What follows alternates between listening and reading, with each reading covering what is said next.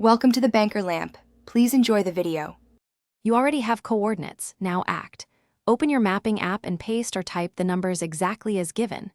Make sure to note the format first because input differs between decimal and degrees/minutes/seconds. Once done, choose the search or drop pin function. Do not use a casual search term. If the app asks, switch input mode to coordinates. This first step gets you a precise point instead of guessing. It saves time and prevents locating the wrong place. Once the initial point appears, refine your view. Zoom to satellite imagery and compare visible landmarks to what you expect.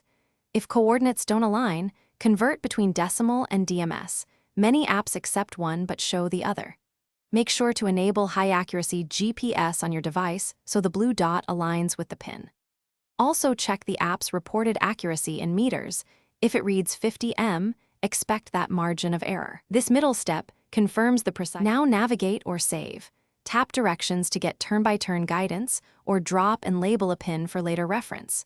Share the coordinates with others using the app's link, or export the numbers if needed. If the pin looks off, try one quick troubleshooting tip.